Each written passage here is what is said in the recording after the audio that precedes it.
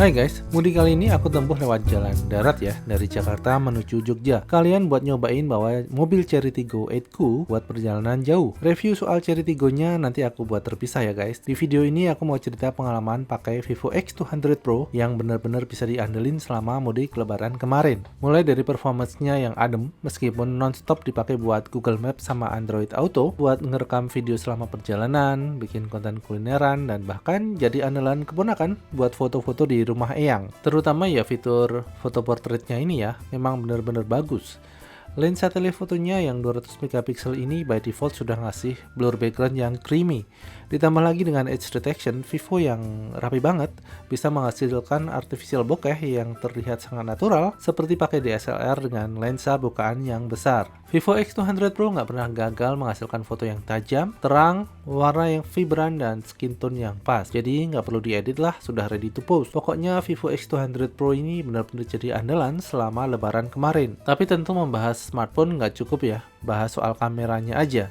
Jadi tonton selengkapnya ya hasil review aku atas pengalaman memakai Vivo X200 Pro selama hampir 3 bulan ini. So langsung aja, ada 5 hal yang bikin aku seneng ya ketika aku pakai HP ini dan pengen aku highlight di video kali ini. Yang pertama adalah soal the latest and the greatest hardware. Jadi secara specs, pada waktu launchingnya, bisa dibilang HP ini menggunakan the latest and the greatest hardware yang ada pada saat itu. Dan juga menggunakan teknologi yang terbaru ya. So mendapatkan HP flagship dengan spesifikasi berupa chipset Dimensity 9400, GPU Immortalis, kemudian lensa tele 200 megapiksel yang terbaru dari sensornya Samsung, sensor utama yang terbaru dari Sony LYT818 sebagai kamera utamanya, kemudian dengan IP rating 6869, artinya dia tahan nggak cuma debu dan air tapi juga dengan tekanan tertentu gitu ya. Baterai dengan teknologi terbaru yaitu Blue Silicon Carbon, baterainya lebih tipis tapi kapasitasnya lebih besar, kemudian storage mulai dari 512GB dan RAM 16GB dengan harga di 18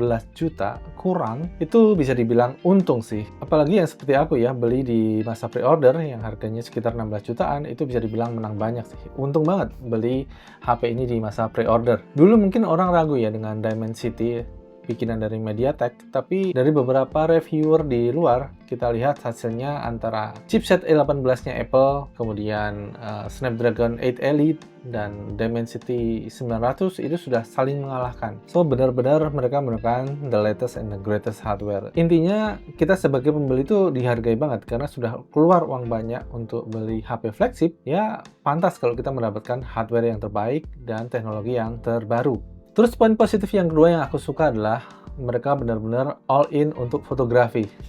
Jadi selain hardware dari kamera dan sensornya, mereka juga benar-benar maksimalin softwarenya untuk fotografi sehingga kita tuh bisa mendapatkan hasil yang terbaik. Vivo benar-benar serius menggarap sektor kamera ini, mulai dari hardwarenya yang terbaik, kemudian dari sisi menu lengkap banget dan juga user friendly ya, cukup mudah untuk dipergunakan oleh customer gitu ya, untuk pengguna. Kemudian mereka juga memiliki AI processing yang cukup membantu dalam memberikan kualitas gambar yang bagus. Most of the time, gambar kalian akan dibantu untuk menghasilkan gambar yang terang, tajam, dan juga efek color grading yang sudah matang gitu ya. Jadi out of the box sekali jepret itu kualitas fotonya udah ready to post, sudah siap dipakai untuk diupload di sosial media. Tapi di sisi lain mereka juga memberikan kontrol yang lebih kepada user ya, supaya bisa men-tweak sesuai dengan seleranya, baik fully manual ataupun yang semi manual. Seperti mereka punya mode humanistic street photography, itu manual tapi sudah dibantu juga dengan AI ataupun processing, image processing, supaya gambarnya juga hasilnya tetap bagus. Dia masih pakai image processing, tapi dia juga memberikan kontrol kepada kita untuk ngatur gelap terang, untuk ngatur shutter speed, white balance. So, kita punya kebebasan, tapi juga kita dibantu dengan kecanggihan teknologi. Nah, ada juga mode landscape yang sering aku pakai buat foto di malam hari. Setting mode light trail ini ngebantu banget buat hasilin foto light trail yang keren hanya dengan handheld saja. Nggak perlu pakai tripod dan nggak butuh knowledge untuk setting berapa lama shutter speed ataupun bukaannya dipakai. Otomatis dia sudah dibantu oleh settingannya. Kalau mode snapshot ini kepake buat ngefoto objek dengan gerakan cepat. Dan hasilnya sih memang bebas blur ya. Ini contohnya aku foto dari dalam mobil yang lagi jalan dengan kecepatan 90 km per jam, masih bebas blur. Tapi dari semua mode yang ada, memang yang juara banget ya portrait mode sama telemakronya. Portrait mode di Vivo X200 Pro ini punya dua kunci keunggulan dibandingkan HP lainnya. Yang pertama adalah edge detection-nya yang hampir sempurna. Bener-bener rapi ya, sampai ke helai rambut yang tipis sekalipun. Ini beneran jadi pembeda sih. Beneran ngangkat kualitas portrait fotonya mendekati hasil foto DSLR dan lensa bukaan yang besar. Dan keunggulan kedua adalah bokeh flare signature Zeiss-nya. Meskipun memang sifatnya artifisial atau buatan ya, tapi hasilnya itu halus banget. Pilihannya pun cukup banyak dan didukung dengan template mode portrait yang lengkap. Jadi cukup mudah ya buat pengguna awam sekalipun untuk menghasilkan foto portrait yang stunning kayak begini. Hasil foto telemakronya juga outstanding ya. Penggunaan lensa tele 200 megapiksel buat foto makro itu memang memberikan keuntungan langsung berupa kemudahan pengambilan foto. Khususnya foto binatang ya, dengan jarak kurang lebih 15 sampai dengan 20 cm, aku tuh masih bisa ambil gambar laba-laba, lalat, serangga tanpa bikin mereka ketakutan dan kabur. Dan gambarnya juga lebih terang ya, karena objeknya kan nggak ketutup sama bayangan tangan atau HP kita. So aku rasa case close sih kalau portrait fotografi, foto model itu no debat lagi. Vivo X200 Pro juaranya. Terus gimana dengan lensa yang lain? Sudah pasti bagus sih. Jadi lensa wide ataupun ultra wide itu sudah pasti bagus, kualitasnya bagus, warnanya konsisten, hasilnya konsisten. Cuman yang sedikit kurang menurut aku pribadi adalah kamera depannya ya. I think mereka masih bisa improve lagi dengan autofocus dan mungkin resolusi ataupun sensor kamera yang lebih bagus. Khusus kamera depannya aja. Tapi kalau kamera belakang, no debat, tiga-tiganya keren, terutama lensa tele 200 megapikselnya minta ampun, bagus banget. By the way, review lengkap soal fitur portrait fotografi di Vivo X200 Pro ini ada di bagian atas ya. Aku sudah pernah bikin reviewnya. Hal yang sama juga berlaku untuk videografi ya. Jadi videografinya ini menurutku udah cukup mantep ya. Kualitas video standarnya sudah neck to neck ataupun sudah sebanding lah Samsung Galaxy S25 Ultra ataupun iPhone 16 Pro Max. Ya mungkin soal stability 11-12 lah, beda tipis. Mungkin iPhone lebih stabil, tapi I think untuk kebutuhan yang generik, dokumentasi sehari-hari ataupun bikin konten sehari-hari, itu harusnya udah cukup banget sih. Oke, jadi ini adalah hasil perekaman menggunakan kamera belakang 4K 30 fps dari ultra wide ke wide, kemudian zoom 2 kali, kemudian zoom 3,7 kali dan zoom 10 kali. Kalau mau dimaksimalin lagi nih masih bisa dimentokin terus sampai berapa nih? Sampai 20 kali ya. Hasil perekaman 4K 60 fps menggunakan kamera belakang dalam kondisi yang sangat low light di Vivo X200 Pro. Gimana hasilnya, apakah masih cukup bagus? Ini ya sekitar jam berapa ya? Jam 6 lebih lah ya. Dengan kondisi yang sangat low light, hanya pencahayaan lampu-lampu taman saja ya. Kalau mau lebih stabil lagi, kalian masih bisa nyalakan mode steady ya. Sampai dengan 2K. Oke, ini hasil perekaman di low light dengan mode steady on.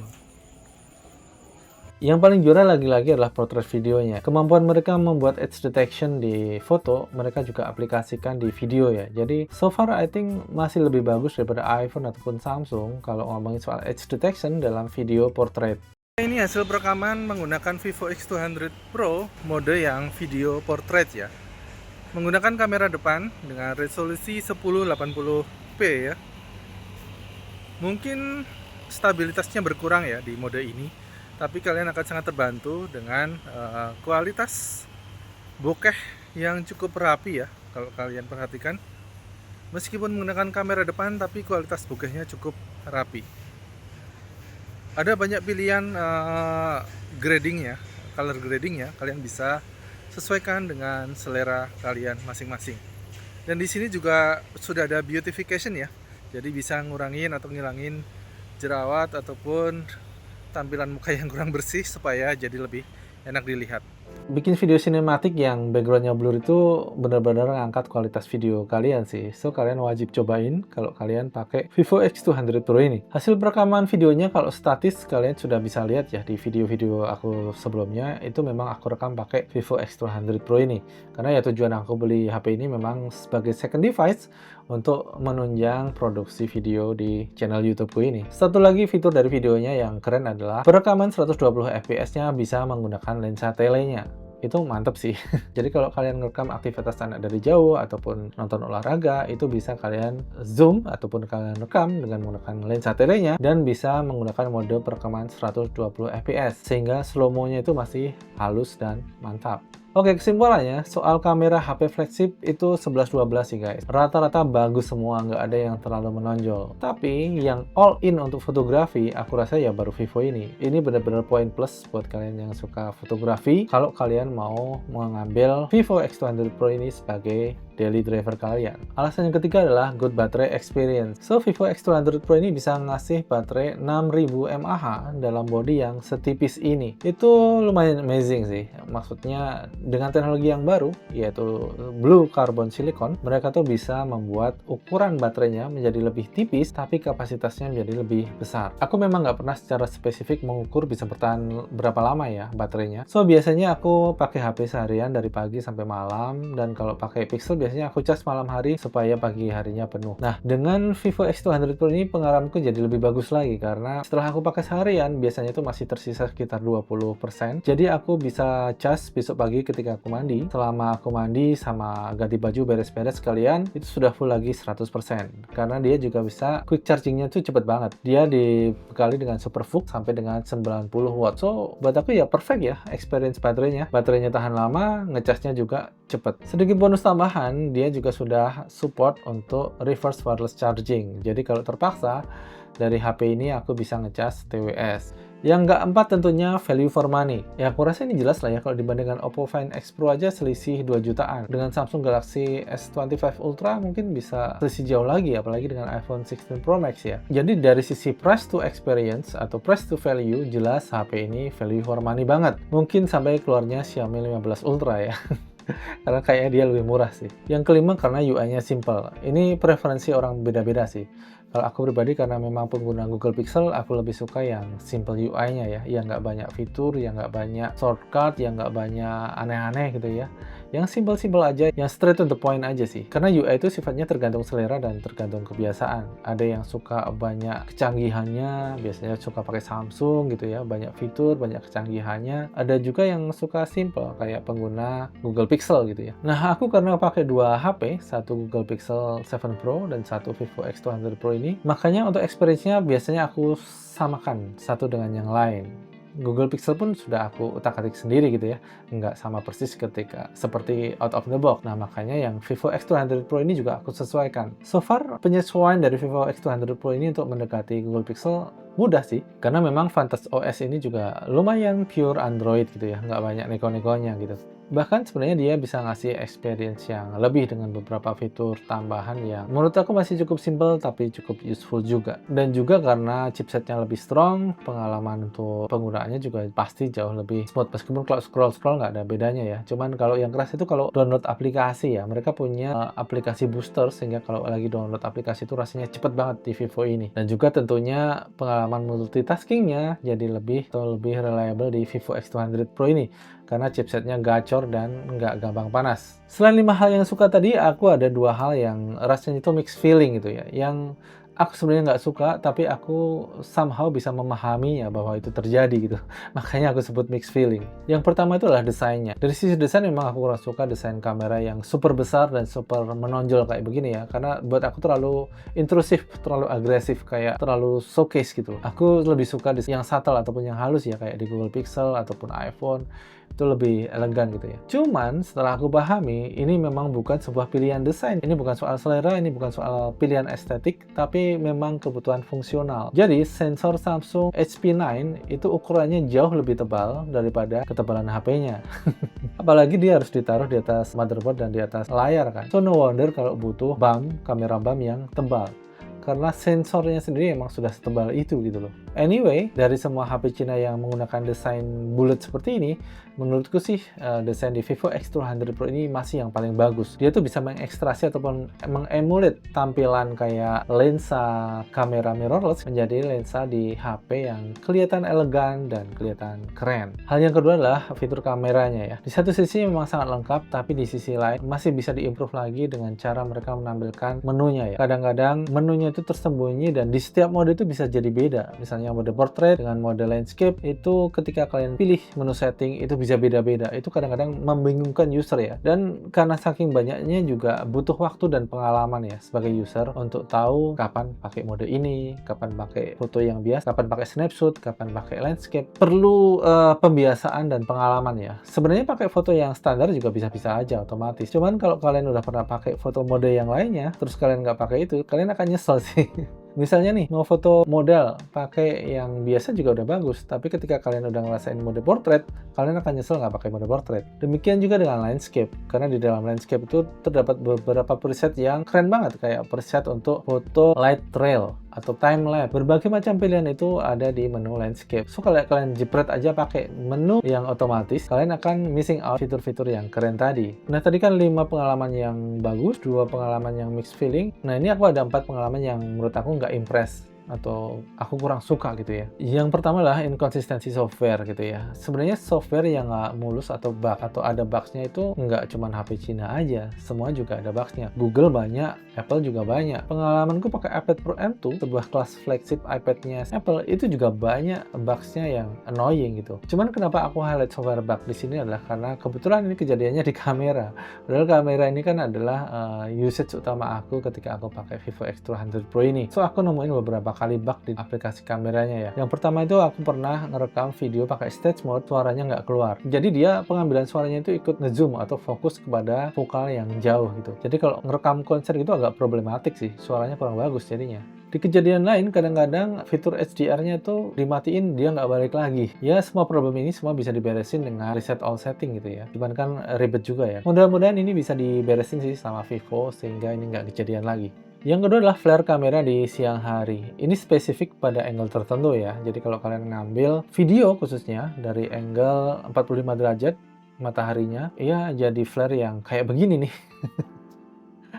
Lumayan ya flare-nya, lumayan mengganggu dan bisa dibilang nggak usable gitu ya. Bisa diatasi dengan nutupin pakai tangan, jadi dia semacam berfungsi menjadi hood gitu ya, supaya nggak kena mataharinya. Atau simply ambil dari angle yang lain aja, tapi ya cukup merepotkan sih. Yang ketiga adalah soal branding image. Gapnya masih cukup jauh ya, kalau kita compare dengan iPhone, Google, ataupun Samsung. Vivo ini untuk kelas flagshipnya gapnya masih lumayan jauh menurutku sih. Branding Chinatech memang sedang bertumbuh berkembang gitu ya. Nggak cuma di HP aja, di mobil misalnya kayak BYD, Chery, dan yang lain-lain itu juga sedang berjuang untuk mendapatkan trust-nya customer. Padahal secara kualitas mereka sudah bagus, secara teknologi mereka sudah yang terbaru, tapi untuk trust-nya juga memang masih diperjuangkan. Aku sendiri benar-benar pemakai Chinatech ya. Ini pakai Vivo, mobilku pakai Chery, kemudian pakai Insta360, ya banyak lah sebenarnya produk-produk Chinatech yang aku pakai gitu. Ya simple aja alasnya, karena hardware-nya bagus, teknologinya bagus, harganya murah. Siapa yang nggak mau kan?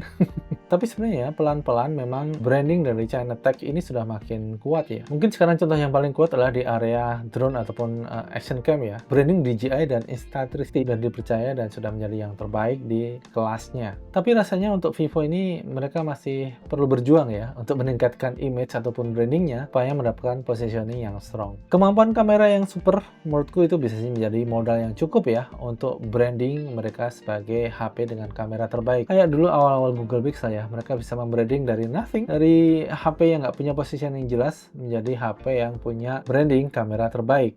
Itu Google Pixel. Vivo pun seharusnya punya modal yang cukup kuat untuk sampai ke sana. Ya karena memang suka nggak suka untuk kelas flagship, sebuah HP itu harus bisa memberikan branding value kepada penggunanya. Suka nggak suka itu adalah keniscayaan. Yang keempat, yang aku kurang suka lagi adalah HP flagship harganya 18 juta tapi masih dapat iklan. Itu annoying sih, buat aku annoying banget.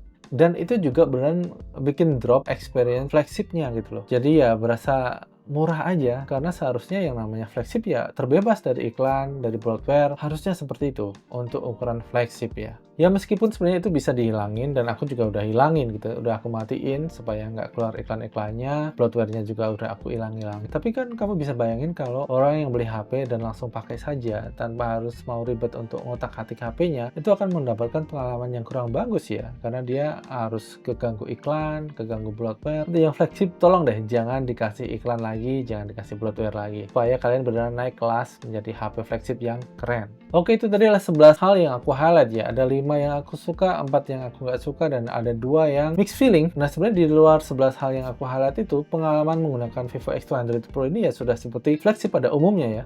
Benar-benar flagship experience. Sekilas saja day-to-day experience dari Vivo ini yang aku rasakan memang sudah sekelas flagship adalah feel in hand-nya. Jadi feel flagshipnya tuh kerasa banget. Dia tuh kerasa tipis, berbobot, kemudian materialnya juga anti jeplak ya, asik banget sih, nggak ada sidik jari sedikit pun. Tapi aku suka sih dengan bobot ataupun beratnya ini. Buat aku itu salah satu feel flagship yang nggak boleh dihilangin. So aku sebenarnya heran dengan approach-nya Samsung dan iPhone yang bikin bobot HP-nya makin ringan dan finishing matte di kaca belakang. Menurutku itu buat aku pribadi ya, malah nggak terasa premium sih.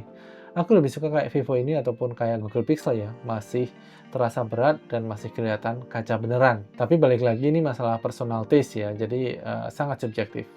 Kemudian kualitas displaynya juga sudah terang, vivid, dan bisa sampai dengan 120 Hz LTPO. Dia punya color optimization buat streaming YouTube sama Netflix. Pengalaman nonton di Vivo X200 Pro ini sudah asik banget. Untuk UI dan AI-nya, dalam pemakaian sehari-hari sih sudah flagship experience ya. Buka tutup aplikasi itu rasanya cepat, scroll juga mulus, multitasking, floating window aman semua, smooth, dan so far belum nemu bugs yang berarti ya dari penggunaan sehari-hari. Nggak pernah nge-freeze ataupun nggak pernah ada anomali lainnya sih.